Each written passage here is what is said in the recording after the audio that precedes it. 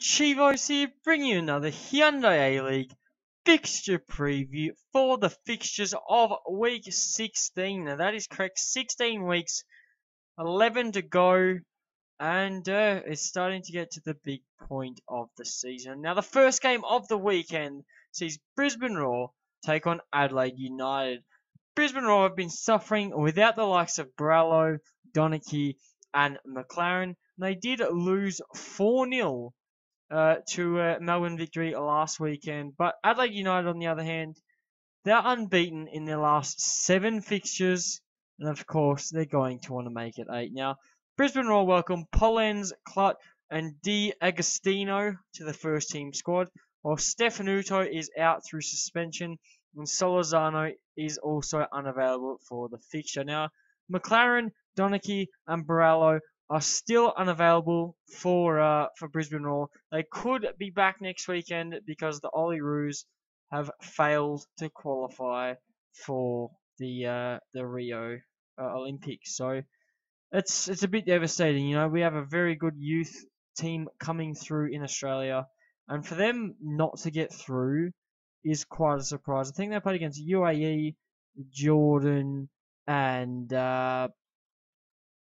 Taiwan, someone, but they only won one, drew one, and lost one, and disappointing overall. But what can you do now? Adelaide United welcome back captain and goalkeeper Galekovic. They also welcome back Warland, Elsie, Kamor, and Tongi to the first team squad, while Morone, Jego, Solari, Sirio, and Hall are all unavailable for the fixture. So a lot of fresh faces in, a lot of players still out. But Adelaide United are on a roll. They are without a few first team players, but Brisbane Roar are struggling up front, and that is what is going to cost them this weekend once again. So unfortunately for Brisbane Roar fans, I can see this result ending in a 1-0 win for Adelaide United.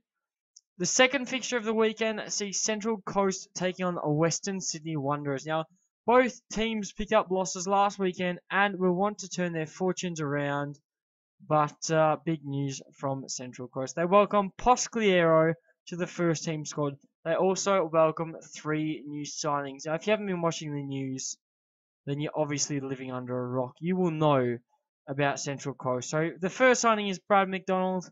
I don't know anything about Brad McDonald, let's be serious. But they also welcome Matthew Fletcher and Lewis Garcia. Now let's skip over the big name for a second. We have something to focus on. Matthew Fletcher, everyone. If you guys have watched my Football Manager videos, you remember last year I did a save with Eastleigh.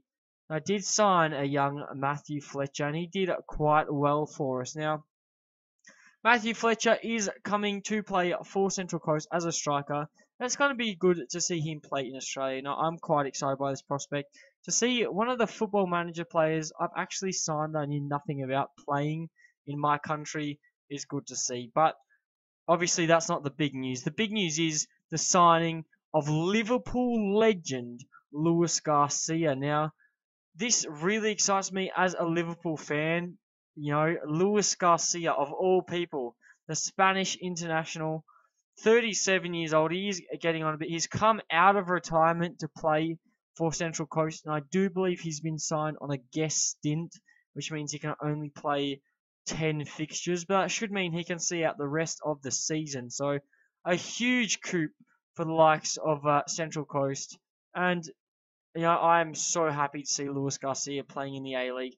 Hopefully I can get up to Perth when they play against the Glory, because I would love to see him play in real life. Now that'd be something. But Central Coast are going to be without Izzo, O'Donovan, Bahaja, Berry, and also Matt Sim, who did have his contract mutually terminated with the club earlier in the week. Western Sydney Wanderers welcome Sanslab, Aspropotomatus, and Shabor to the first team squad, while Topo Stanley and Sotirio are both unavailable for the fixture. Now, Central Coast have changed their squad. They've added more attacking options, which is what they need. They need to be a threat up front. They proved it against Melbourne Victory. They're only trying to strengthen. Now, Western Sydney Wanderers are going to be without Nikolai Topo Stanley, who is one of their key players, and I do think that could hurt their defence well, I do believe he's still the captain there as well, so it's going to be huge without him. But I think Central Coast are going to have a fair go in this match. They've signed some quality players. I do think they're going to help them pick up a result. I don't think they're going to beat Western Sydney Wanderers though. So in my opinion, this fixture is going to end in a 1-1 draw. Now, the third game of the weekend sees Newcastle Jets take on Perth Glory. Newcastle picked up their first win since game week 4 last weekend, so 11 fixtures without a win. They didn't bag a goal in over 600 minutes. They bagged 3 last weekend. They'll be in high spirits, and it's good to see. Now, Newcastle Jets welcome Ugarkovic, Ollie Roos, I think is a new signing as well. Steven, I think his first name is.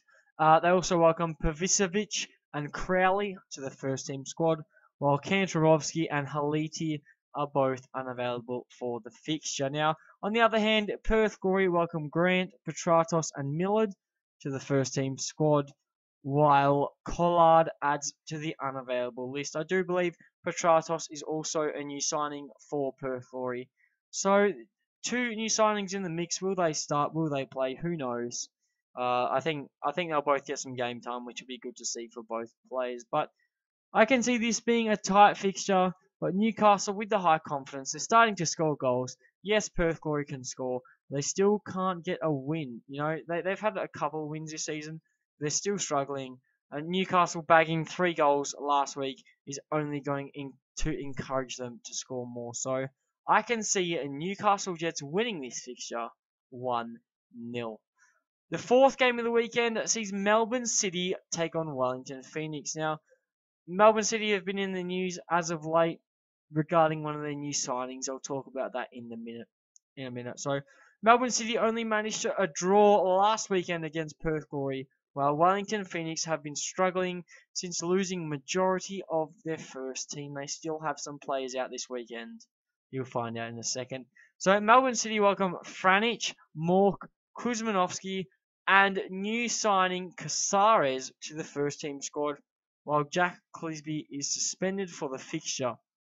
Also, Robbie Corrin and David Williams have been released by the club. Robbie Corrin, he was taking up a marquee spot, so they've decided to let him go.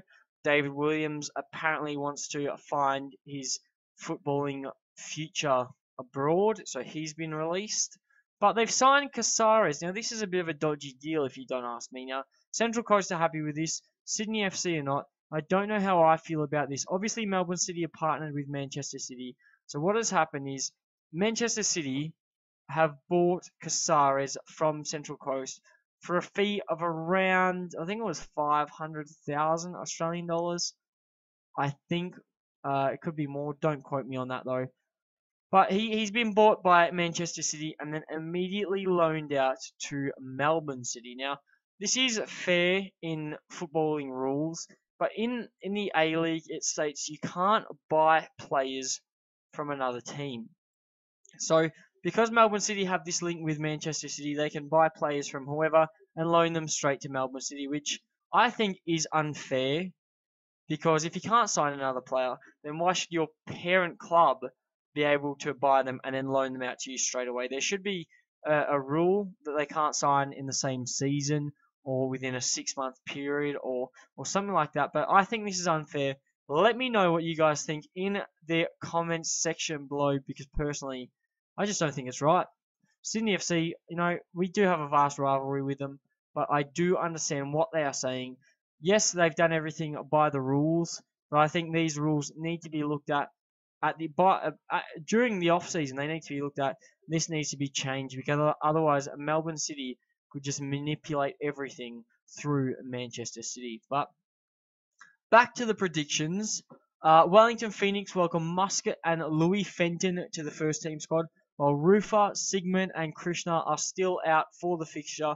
Sigmund should be back within the next 3 weeks. Krishna's out for the next 3 months, so I don't think Krishna will be back for the rest of the season. So Wellington welcomes some big names back to their first team squad, but Melbourne City do as well, and we know how good Melbourne City are a squad. Wellington Phoenix is struggling at the moment. Melbourne City finding some form, and you know, then they're not losing every week, which is good to see. But Melbourne City, they're going to win. Wellington Phoenix are going to put up a fight. Without Krishna scoring goals, without Sigmund at the back, they are going to struggle. So, unfortunately for Wellington fans, I can see Melbourne City winning this fixture 2-1. And the final fixture of the weekend sees my team, Melbourne Victory, take on Sydney FC in the Big Blue Derby. Now, I am pumped for this. It is on Australia Day, so hopefully we can sit back and watch that game. But Melbourne Victory in good form. They've bagged 7 goals in their last 2 games, while Sydney FC are unbeaten in their last 5 fixtures. Now, the last time the two teams met, Melbourne Victory managed to win 4-2. I'm hoping they do again. But Melbourne Victory welcome Gajewski and George Howard to the first team squad, while Ollie Roos are still unavailable for the fixture. So that's the likes of Deng, Jeria, Connor Payne, and there's a few others. I don't know who they are. But I know the main one you got to look at is Deng, who did, I think, roll his ankle while he was out. And then also Jeria, who's generally in the first team. But Negro is available. I'm happy to see. Hopefully he reclaims his spot over Gajewski. Don't get me wrong, Gajewski is a good player, but I'd like to see Negro play again. He's a very, very good prospect. And so without the Olyroos, we could struggle, but I think we do have enough depth, as we proved last weekend against Brisbane Roar. But Sydney FC have got their Olyroos back, which I'm quite surprised about. But they are the likes of Gersbach, Hull, and O'Neill. They are without Calver and Brosk though. So Sydney FC do have the youngsters back. They're without Brosk, who is really one of their main goal scorers. It's not good to see him out. It's good for my team though. But I think with the youngsters, it adds a bit at the back for them, which is going to be big for them. Now, both teams clearly in good form. Sydney in better form than Melbourne, but Melbourne know how to score some goals. So normally it's a rough fixture. Normally it's full of goals. And I predict that once again it is going to be full of goals. I do think Melbourne Victory are going to take the win. I do think we are going to push further up the table, try and prove why we are the champions. But Sydney FC are not going to go down without a fight, as they normally don't. They're normally a very strong side. So the Big Blue Derby, the final score is going to be a 3-2 win for Melbourne Victory. But they are my predictions. Let me know what you guys think in the comments section down below. I'd like to hear what you have to say. Tell me if I'm right. Tell me if I'm wrong. And tell me how you guys feel about the signing of Luis Garcia in the Hyundai A-League. Now, if you've enjoyed the video, don't forget to smash the like button. Subscribe to see more Hyundai A-League content. And I will catch you guys on another video.